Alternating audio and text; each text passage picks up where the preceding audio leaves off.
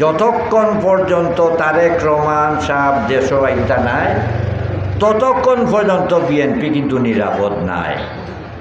আমাদের চেয়ারম্যান দেশে আসার আগে এই সরকারকে তারেক রহমানের নিরাপত্তা নিশ্চিত করতে হবে।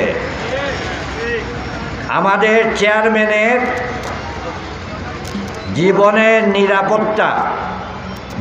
নিরাপত্তা তো সর্বশক্তিমান আল্লাহ পাক রব্বুল আলামিন জন্ম মৃত্যু, কিন্তু মনুষ্য সৃষ্টি যে মৃত্যু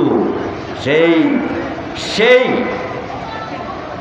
নিরাপত্তাই সরকারকে নিশ্চিত করতে হবে। এবং আমার দলের যারা কেন্দ্রীয় নেতৃবৃন্দ আছেন, আমি এই জকিগঞ্জের এই সভা থেকে আপনাদের কাছে আমার আকুল আবেদন, অতি অবিলম্বে আপনারা আমাদের চেয়ারম্যানের নিরাপত্তার দাবি বর্তমান সরকারের কাছে করতে হবে।